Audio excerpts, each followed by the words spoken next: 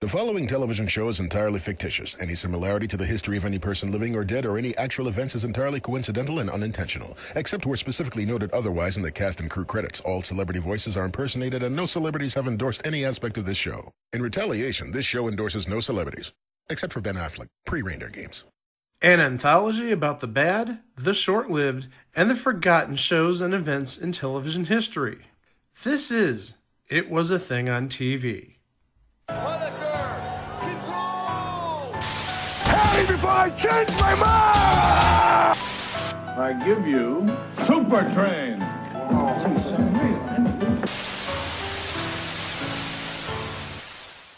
Episode 496.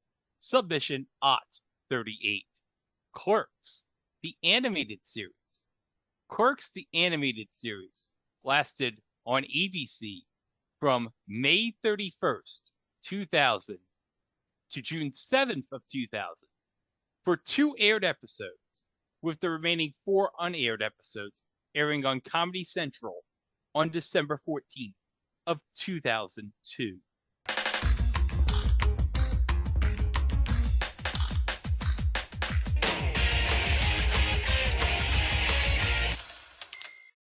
In 1994, Kevin Smith brought this very low budget black and white movie about 2 clerks in New Jersey called appropriately Clerks. And this low budget movie became like a cult hit. It was like this cult indie darling. It made Kevin Smith's career like Wings made Tony Shalhoub's career. By the way, guys, it's now 196 episodes since I officially mentioned to the world I love Wings. But that's not the point. Out of this would come for Kevin Smith Mallrats in 1995, Chasing Amy in 1997, and Dogma in 1999. And then, of course, Jay and Silent Bob Strike Back in 2001. But in between Dogma and Jay and Silent Bob Strike Back, there was this, an animated series about clerks. Now, there was... So, Chico, you have information about how this came to be. Yeah. So a year after Clerks came out in theaters, Kevin Smith and his producer, Scott Mosier, they had the idea of making Clerks into an episodic animated series. And this is according to the commentary in the series premiere episode, where Mosier claimed they pitched the series to every network, NBC, CBS, Fox, the WB, HBO. They got an order for 13 episodes from UPN, but they wanted to be on a bigger network. They were told, and this is Mosier talking, UPN would be off the air within a year. Try like another 7 years. But the point still stands. UPN wasn't long for this world. You know, as soon as they canceled Voyager in favor of Enterprise, what could you even say? So, okay, we assume you know who all the cast is from the View Askew movies. Of course, they got Brian O'Halloran reprising his role as Dante, Jeff Anderson reprising his role as Randall, and of course, Kevin Smith and Jason Mewes reprising their roles as Jay and Silent Bob. But we do have one big name on this show playing the role of Leonardo, the mega billionaire who comes back to the town of Leonardo, New Jersey to open right across the street from the Quick Stop a store called, okay, guys, are you ready for this? This rival convenience store Leonardo has come up with to challenge the Quick Stop. The Quicker Stop. It's more than the Quick Stop. It's the Quicker Stop. So voicing Leonardo is, and it's kind of appropriate we're doing this because this week Beetlejuice is out in theaters. Alec Baldwin. Even though Alec Baldwin's not in Beetlejuice. No, but he was in the original movie. Oh, he definitely was, but he's not in the sequel, if you will. Yeah. But I need to mention.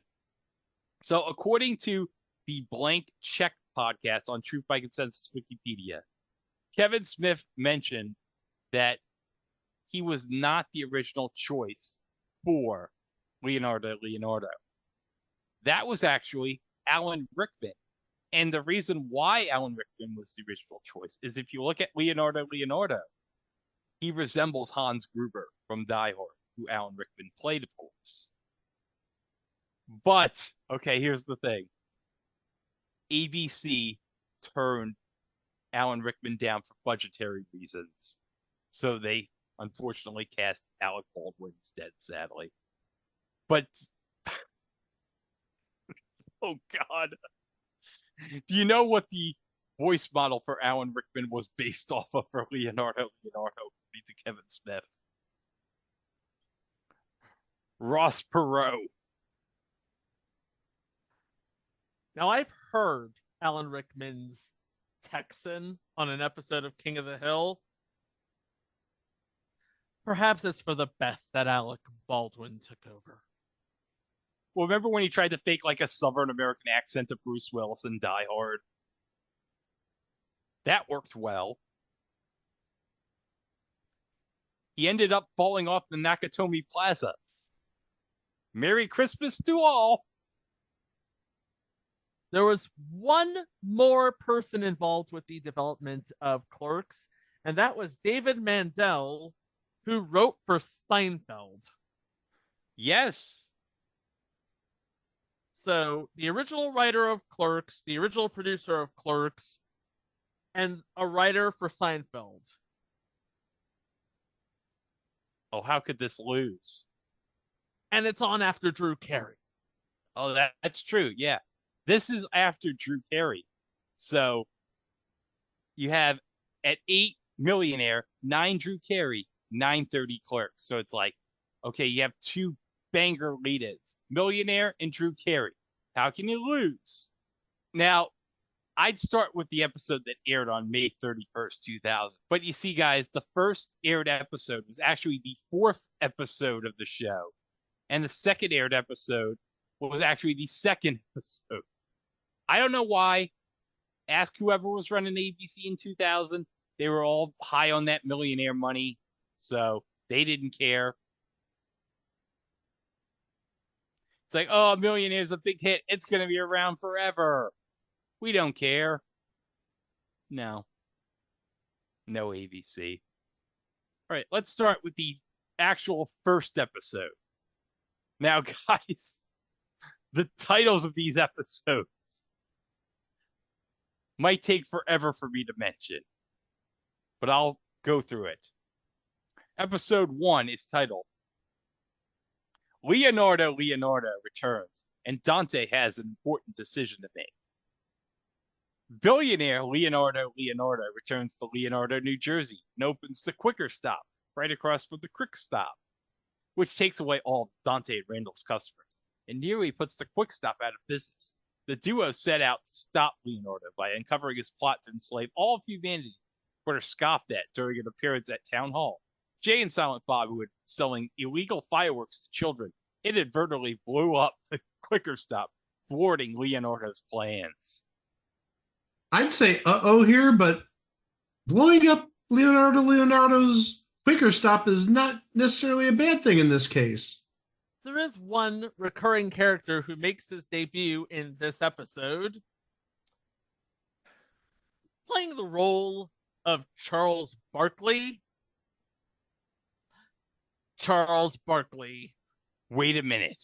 Charles Barkley is playing a character named Charles Barkley. Wow, what a stretch. Indeed. Let's turn in so we can start hiking early. Shouldn't we clean up? Nah, let's just leave it for the morning. Hold it, kids. Oh my God, it's Jay and Silent Bob. Hi, I'm Jay. And I'm Silent Bob. And I'm Charles Barkley. What the hell are you doing here? You also have the beginnings of a cadre of also starring supporting characters voiced by greats like Elon Gold, Jeff Bennett, Kerry Kenny, Brian Posehn, Carrie Kenny, Tara Strong, Kath Suchi, Dana Gould, Paul Dini, and, well, there is one name I'm missing, but we'll get back to that.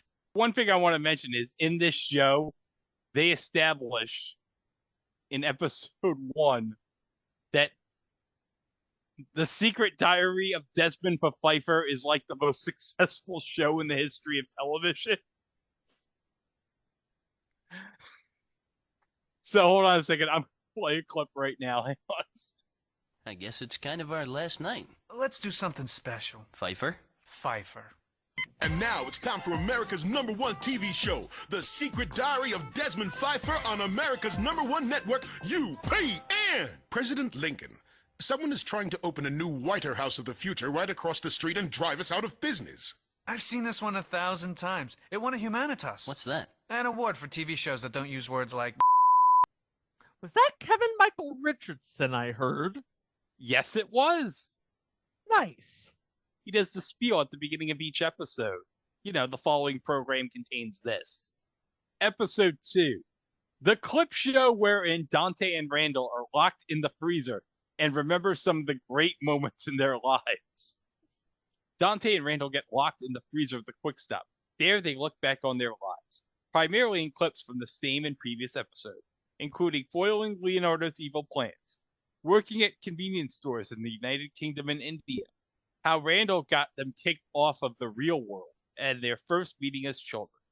Jay and Silent Bob also managed to get themselves locked in.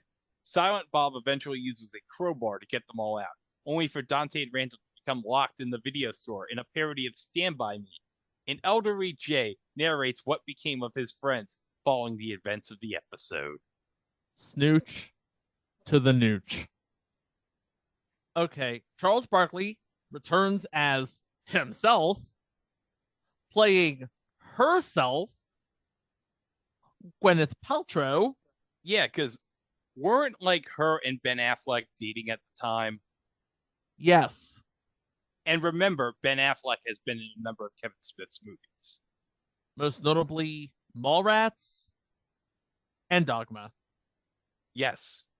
And Chasing Amy. And Jane Silent Bob Strike Back. Yeah. Playing Jerry Seinfeld. Oh, wait, they got somebody to play Jerry Seinfeld? They got somebody to play Jerry Seinfeld. Gilbert Gottfried. You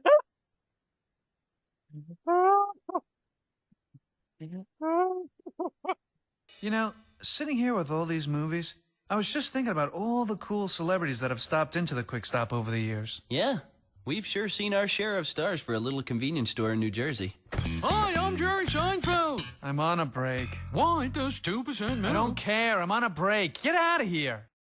Oh, my God. Could you imagine Gilbert as Jerry Seinfeld doing the Aristocrats joke? What's the deal with the Aristocrats? I can't do that. It'll wreck me. Episode 3. Leonardo is caught in the grip of an outbreak of Randall's imagination, and Patrick Swayze either does or doesn't work in the new pet store. Quick Stop is put under government control after Leonardo is said to have been infected with a deadly virus by a monkey at the new pet store next to RST Video, at which they find Patrick Swayze working. Unfortunately, Jay and Silent Bob steal the monkey so they can teach it to smoke. The town of Leonardo is to be destroyed unless Dante and Randall manage to stop the helicopter pilot from dropping a bomb. After Randall tells the pilot that Dante is gay, Dante is forced to state that he is gay on live television to save the town. Well, remember, this is 2000. If you said you were gay, it would be like stunning and brave. Now in 2024, it's like, yeah. In the role of Major Baklava, that is his name, James Woods. Oh, that classhole. Very nice, Mike. If Greg didn't do it, I was going to do it. What a pain in my class. Also, we have, in various voices, Bryan Cranston. This was before he became big on Malcolm in the Middle and some other show involving drugs. I should note Malcolm in the Middle started in January of 2000, so it's already underway at this point. Yeah, but Bryan Cranston was still primarily known for voice roles. Yeah, because remember, he did voice work for Mighty Morphin Power Rangers back in the day. He was snizzard. Oh, wait. Maybe we should do something for Bryan Cranston in the future.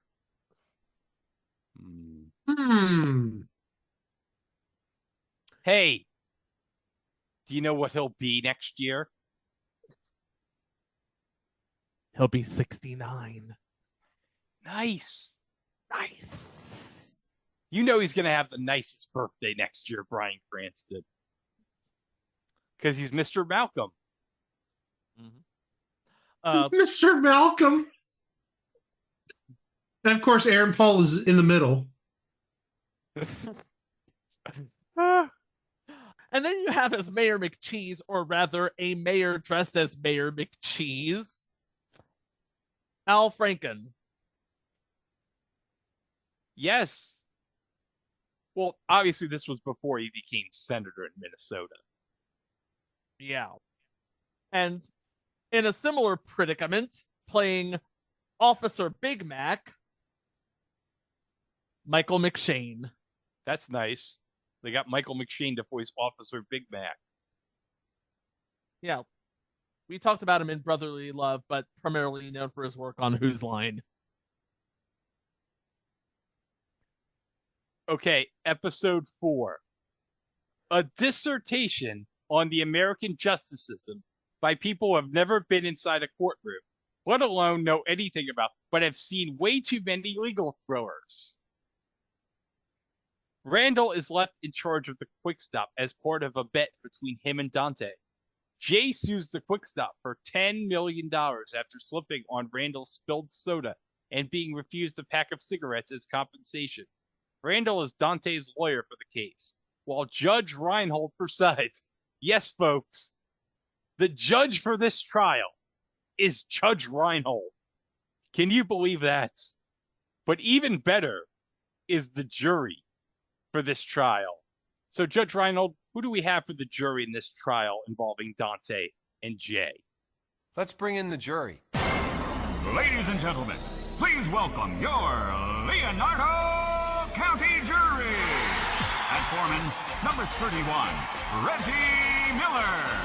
Number 4, Charles Barkley. Number 33, Patrick Ewing.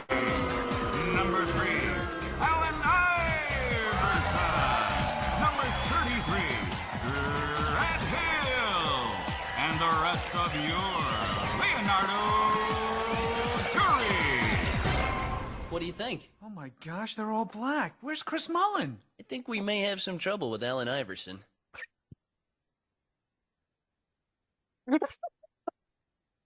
Now, one thing that you didn't hear in that, because it was visual, they actually had a mascot for the jury, and the mascot was a gavel.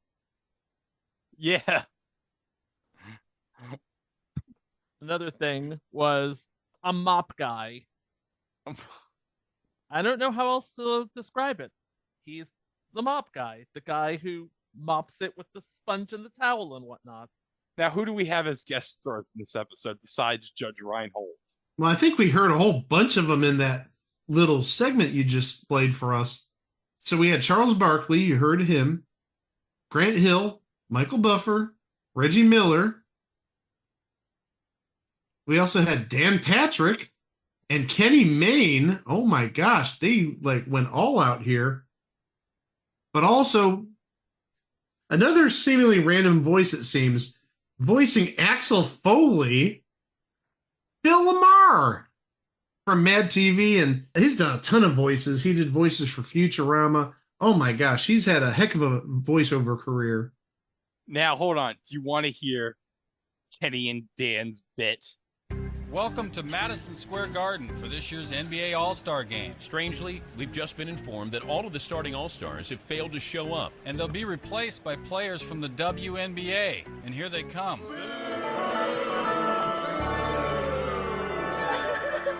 We now return you to Will and Grace. Boy, that sounded like your average WNBA crowd pre-2023. You bring in Angel Reese and Caitlin Clark, and everybody loves the WNBA. I'm not wrong, though. Can you show some love for Sabrina, please? Not only can I show love for Sabrina, I appreciate the WNBA. I'm just saying what most general sports fans were saying. Oh, WNBA is a joke. You know, there's not a real league. And then you get Angel Reese and Caitlin Clark in, and now you've got everybody watching the WNBA, it seems. No, I appreciate the WNBA. Did I tell you that one of the autographs I got at the 1997 NBA Jam session for the All-Star game was Lisa Leslie? Oh my gosh. First off, great talent, but good heavens, she is a gorgeous lady. I'm not going to disagree with you, Mike. About what? Everything I said is the truth. Hall of Fame talent, beautiful lady. There's no lies there. No. Hey, did I mention the time I went to a Las Vegas Aces game? It was last year. Whatever happened to that team? Hey, here's a nugget Chico will remember from 20 years ago. Remember when I had a crush on Ivory Latta? I do. That's why I said it's a nugget from 20 years ago that you'd remember. Who the hell is Ivory Latta? Oh, no. You just opened a can of worms that you shouldn't have. So she was a pretty darn good point guard on UNC. So, yeah, I don't want to use making Chico mad when you say, well, who's Ivory Latta? Like the best point guard in UNC women's basketball history. But no, I had like a mad crush on her like 22 years ago. Call me. Girlfriend. All right, episode 5. This is going to be a long one, guys. Wait, you mean the other ones haven't been long? Dante and Randall, and Jay and Silent Bob, and a bunch of new characters, and Lando. Oh, that's right, because there's a designated black character they have on this show, voiced by Kevin Michael Richardson, and his name is Lando. Because Star Wars reference.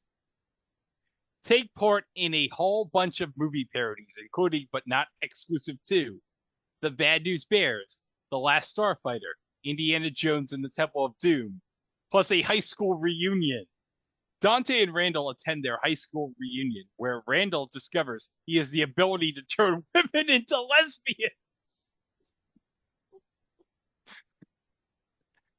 And Dante is accosted by his old baseball team because they don't remember him, although Dante was the coach that won them the championship game.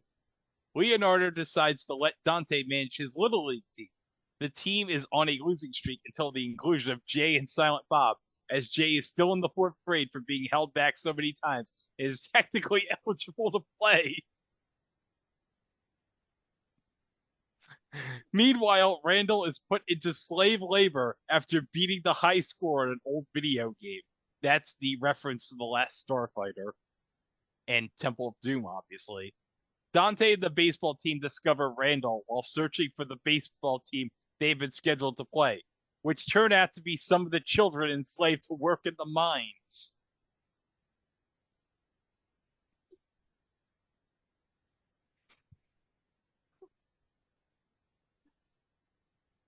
I'm just picking apart all of the references there. Okay, so Charles Barkley and Bryan Cranston return, as do Kerry Kenny and Phil Lamar, and playing Professor Ram. I believe Professor Ram is in like this end segment in the end of the episode. Or maybe he's in the episode, because I don't think this episode had an ending segment. Michael McKean. All right. That brings us to the last episode. Greg, do you think you can say this episode in one take? Oh, I can. Okay, here we go. The last episode ever. Damn Chico for stealing my joke. I was going to say just about the exact same thing. Dante and Randall work inside the Quick Stop discussing various things after being told that they need to make the show more similar to the original Clerks. Meanwhile, outside, Dante's supposed to have a date with Caitlin Bree. Jay and Silent Bob go to a fair where havoc ensues. Walt and Steve Dave need stuff. Leonardo finds a soccer team on his route, and Dante keeps being called by a guy who wants to show him the truth about the Matrix. Eventually, due to a phone call unknowingly made to the president, the army surrounds the Quick Stop. The president is attacked by hookers and vampires who are enraged to find RST closed, and Dante and Randall finally go outside, where the animators put them in various awkward situations until it is revealed that Jay is the one behind it all. Snoogans. Okay. Playing two freaks. Freak number 1 and freak number 2. 2/5 of the kids in the hall. Kevin McDonald and Mark McKinney. And playing the president, Bill Clinton. This is the one I was leaving out of the troupe, and for good reason. Frank, don't call me Megatron Walker. This particular episode, just broke the entire series. Yeah, I mean, you could tell that when they were writing the episode, it was just like, you know what? This is probably not going to get picked up for another run, so why don't we just break the series? And you can tell in the last sort of 5 or so minutes, you could tell the Looney Tunes Duck Amuck pastiche they were going for.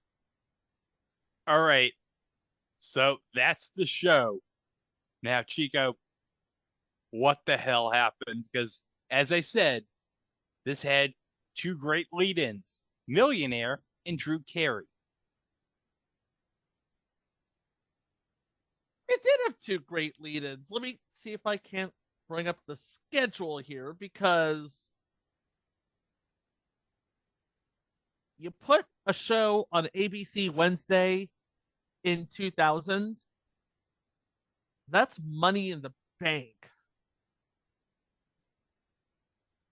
Especially if it airs at the start of the summer, where absolutely nothing was airing.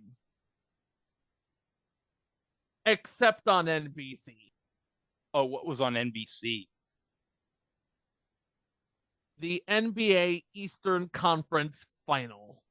Okay, so this is 2000. So it'd be the Knicks and the Pacers. Yeah, and the Pacers ended up winning that game. It still was a solid third in its time slot behind the repeat showing of Species on CBS. Wait, time out. CBS aired the movie Species with Natasha Henstras? Yep. Oh, man. Maybe one day we'll talk about She Spies. Maybe. Possibly. Oh, you know what else was premiering that night earlier? What was premiering that night earlier? A little show called Survivor. Oh. It did not beat Who Wants to Be a Millionaire, by the way. Oh, well. You know, this Jeff Probst guy, I think he's going to go places. I saw him on Rock and Roll Jeopardy. I'm sure things can't be more brighter for this guy. Oh, yeah. Especially the next week when Survivor actually beats Who Wants to Be a Millionaire. Oh. That's good. But episode 2, it just fell off. I mean, it absolutely fell off. And it was going up against 2 really big events. We have Britney Spears in Hawaii on Fox. Ooh, hold on a second. Britney Spears in Hawaii. Ooh. Yeah. And on NBC, you had Game 1 of the NBA Finals. So that'd be Lakers Pacers. With Lakers winning 104-87. Okay, this was episode 2. had a rating of 4.1. Episode 1 had a rating of 5.2. So it was already sort of teetering after the first episode, and the second episode did not help matters much. And according to people who were in the know, ABC cited several factors in canceling Clerks. Low ratings, unsuccessful test screening to older audiences, the show not fitting in with ABC's other programming, and ABC's decision to air the shows out of order. Yeah, because as I mentioned, the first aired episode was episode 4. And episode 2 contains references to episode 1, which didn't air on the previous week. There was also a joke in the second episode that, in retrospect, did not win any new converts. There was a movie at the RST video that spoofed Schindler's List. Ooh.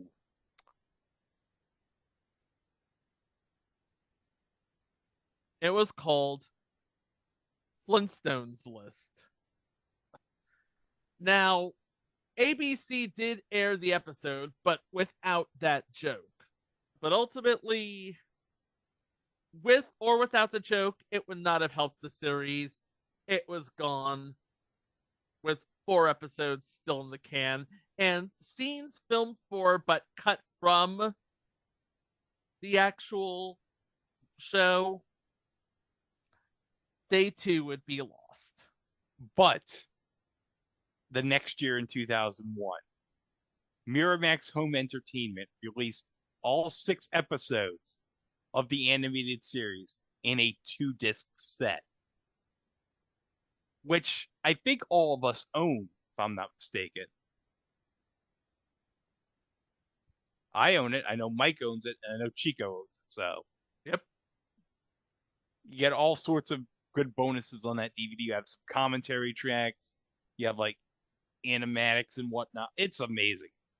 And I think I remember it was like one of the first DVDs that was relatively cheap too. I think it was like $15 or so when I bought it. That's about how much I paid for it. Yeah, if you bought a DVD back in 2001 for like $15 new, that was like a steal. Now, there were plans by Kevin Smith to make a Clerks animated movie, but because of the situation with Miramax at the time, owned by Disney, and the founders of Miramax, who I'm not going to mention by name, but you all have an idea of who they are, because they had a messy divorce with Disney in the mid-2000s. Yeah, that never got made. Shame. So in the end, Clerks as an animated series just became on ABC in 2000 just a thing on TV. But at least we got Regis telling us to stay tuned for it following Drew Carey. Stay tuned now for the Drew Carey Show, followed by the premiere of Clerks. But you know what you can also stay tuned for? Our website, itwasathingontv.com, where we have the previous 495 episodes on there. And we got all sorts of good bonuses, including the minisodes, the live shows, the extended versions of the previous shows, everything. And remember, we are on all social media, including Instagram, Threads, and Mastodon over at It Was a Thing on TV, except for Facebook, where we are at It Was a Thing on TV podcast. Remember, if you want to follow us on Mastodon, do it at It Was a Thing on TV at TVWatch.party. And of course, every Friday, if you're listening to us here on Place to Be Nation Pop Experience, we got both episodes for you for the week right here. And remember to subscribe to the podcast wherever fine podcasts can be streamed through Apple, TuneIn, iHeart, Audible, etc. And don't forget, we are on YouTube, where you can like and subscribe to our channel. And don't forget to hit that notification bell to be informed of all future uploads on the channel. Even though I've been really slacking on the uploads, I'm sorry, guys. I'm like 3 episodes behind at the time we're recording this, so I'm going to try to make it up this weekend. But you can stay informed, including what's coming up on our podcast next week for next week's episodes. Now, guys, I mentioned Alec Baldwin, who was in Beetlejuice. What about his co-star in Beetlejuice? Not Michael Keaton, the other one. Winona Ryder? No. Oh, Gina Davis. Yes, because Chico, last year you nominated something with Gina Davis for Viewer's Choice. And finally, we're going to talk about it. How a whole lot of talented people got together to create and play act in something that didn't last but a single season. And we get to talk about Bronson Pinchot. And let's be honest, is there ever a bad time to talk about Bronson Pinchot? Mike? I think any time to talk about Bronson Pinchot was a good time. But Chico, the second episode, now I know you're looking forward to this. I am. Okay, so there was a movie in 1988. It was a big movie, but they didn't really do much with it. Fast forward a year later, Fox picked up the TV series rights, and it lasted a season. But it had a bigger, more lasting legacy as a series for made-for-TV movies? That seems kind of out of this world, if you ask me. Well, we don't want to alienate our fans, but you'll have to tune in for our next installments of It Was a Thing on TV. Thanks for listening, and we'll see you with those episodes next week. Wow! Hey, can't we do something about those two stoners hanging around outside the store all the time? Why? What'd they do now? I'm trying to watch Clash of the Titans, and all I can hear is those two screaming about Morris